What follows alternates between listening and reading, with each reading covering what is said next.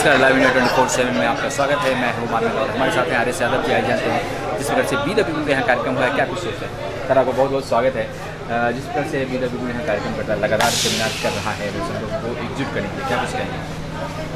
देखो, ये सेमिनार जो यहाँ पे आज कंस्ट्रक्शन क्लब के अंदर जो ये सेमिनार किया गया है, इसमें बहुसंख्यकों की हिस्सेदारी को लेकर के यहाँ पे सैकड़ों संगठन, चाहे वो एससी समाज को हो या ओबीसी हो या माइनॉरिटी हो या आदिवासी समाज के संगठन हैं, हम लोग पूरे देश में एकजुट कर रहे हैं। WTP पैगाम के ये सभी संगठनों को एकजुट करके यहाँ पे सेमिनार किया जा रहा है और अपने समाज के साथ, जो बहुसंख्यक समाज है, उसके साथ जो ये अधिकारों का हनन किया जा रहा है, संविधान को तोड़ा जा रहा है, उन सभी मुद्दों पे बताया जा रहा है। जैसे जाति जनगणना होनी चाहिए थी, लेकिन सरकार नहीं कराना चाहती है। वो नहीं बताना चाहती है कि कौन किसका हक खा रहा है, क्योंकि बार बार जो है बीजेपी हमारे बहुसंख्यक समाज के, पिछड़े समाज के लोगों को कहती है कि तुम्हारा सबसे ज़्यादा हक यादव खा रहा है, पिछड़ों में तुम्हारा हक ये खा रहा है। इस तरीके से आपस में लड़ाने के जो काम कर रहे हैं, तो हम सब एकजुट हो रहे हैं कि हमारा हक कोई नहीं खा रहा है, हमारा हक बीजेपी खा रही है, सवर्ण समाज खा रहा है। हमारे सब पे शोषण जो कर रहा है वो सवर्ण समाज कर रहा है। और हम देश के अंदर 90% की हमारी एक बड़ी आबादी है। हम उन्हें बताना चाहते हैं कि हम लोग संविधान को मानने वाले लोग हैं।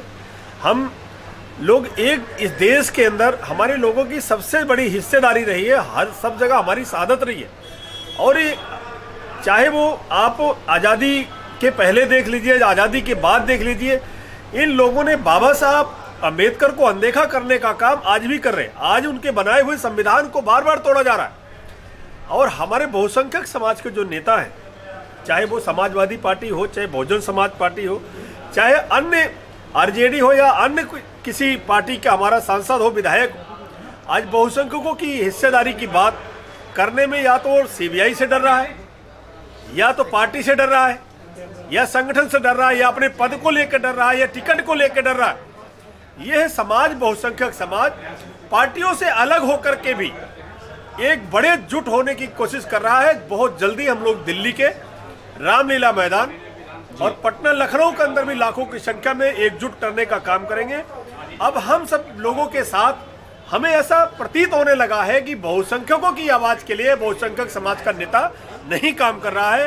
ये पूरे देश के अंदर हम बहुसंख्यक हिस्सेदारी को देखते हुए हम लोग सवर्ण समाज का वोटों का विरोध भी करेंगे, बहिष्कार भी करेंगे, चाहे वो हमारे बहुसंख्यक नेताओं की पार्टी का ही सांसद विधायक के रूप में टिकट के लिए क्यों ना है। हम लोग उन्हें जागरूक करेंगे जा करके गाँव और इन्हें बहिष्कार करेंगे कि सवर्ण समाज को वोट देना बंद करो। बीजेपी का मतलब यही है, आरएसएस का मतलब यही है। जो लोग हिंदू के नाम पे बहुत ज़्यादा खुश हो रहे हैं, उन पिछड़े समाज के ज़्यादातर तबके के जो लोग हैं, जो अंधविश्वास पाखंड के अंदर बहुत ज़्यादा आज भी फंसे पड़े हैं, उनको निकालने का भी प्रयास किया जा रहा है। और यह संगठन, ये पहली बार ऐसा इतिहास में होने जा रहा है जो सभी पिछड़े, दलित, आदिवासी, अल्पसंख्यक समाज के जितने भी संगठन हैं, आज वो अपनी भावनाओं को छोड़ दिए कि मैं राष्ट्रीय अध्यक्ष हूँ, मैं इस पार्टी, इस संगठन का, उस संगठन को। हम कह रहे हैं हम एक परिवार के लोग हैं, हम बहुसंख्यक समाज के लोग हैं। हमारी ना कोई जाति है, ना हमारा कोई धर्म है, हमारा एक संविधान है और हमें एकजुट होना चाहते हैं। और इस जुट होने के बाद 2022-2024 में इन मनवादी सामंतवादियों को उखाड़ फेंकेंगे। 70 साल हो गए, लेकिन बार बार एकजुटता की बात कही जाती है। जब इलेक्शंस होता है तो फिर वो एकजुटता की बात जो की जाती है, वो पॉलिटिकल एजेंडे भी की जाती है, एक संस्था के द्वारा की जाती है। लेकिन यह जो सेमिनार आयोजित किया गया यार, ये बहुसंख्यक समाज को एकजुट करने के, आज यहाँ पे सैकड़ों संगठन इकट्ठे हैं। ऐसा आपको नहीं देखने को मिला होगा।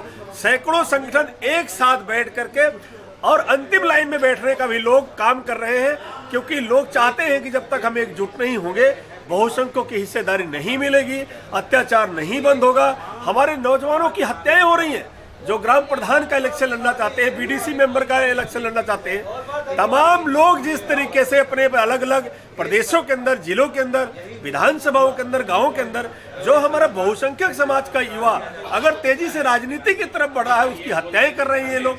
सवर्ण समाज के लोग हत्याएं कर रहे हैं, घर जला रहे हैं लोग, बहन बेटियों के साथ रेप कर रहे हैं, उन पे झूठे मुकदमे लगाए जा रहे हैं नौजवानों के ऊपर, और हमारे बहन बेटियों के साथ जो रेप और हत्याएं हो रही है, घर जलाए जा रहे हैं, हमारे मुकदमे तक नहीं लिखे जा रहे हैं, ऊपर से हमें डराया धमकाया जा रहा है। जल्दी की एक मामला है आपको प्रयागराज का, आपने देखा होगा सोशल मीडिया पे काफी वायरल हो रहा है कि उसे 4 साल से उसके भाई को बंधक बनाया गया है, उसकी बेटी के साथ रेप हो रहा है। वो बेटी मेरे से बात करती है, और अभी भी आज भी मैं प्रोग्राम में आ रहा था तो उसमें बात किया कि हमारे साथ जिन लोगों ने रेप किया है, गांव में कई लड़कियों के साथ समण समाज के लोग रेप कर रहे हैं और कह रहे हैं कि जाओ जहां जाना हो हम देख लेंगे। मतलब थाने पे भी हमें न्याय नहीं मिल रहा है, और हमें कोर्ट कचहरी के अंदर हमें न्याय मिल रहा है, क्योंकि ये पूरी तरीके से साजिश है कि सुप्रीम कोर्ट हो चाहे हाई कोर्ट हो, इन सभी ब्राह्मणों का कब्जा है, मीडिया में इनका कब्जा है। आप लोगों को मैं धन्यवाद देता हूं जो आप लोग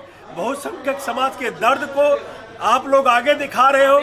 देश के कोने कोने में जाए और उन जो सुनने वाले, हमारी आवाज को सुनने वाले लोग हैं, उनसे मैं हाथ जोड़ के अपील करता हूं, आप पूरे भारत के अंदर किसी गांव किसी शहर में हो, आप एकजुट हो जाओ।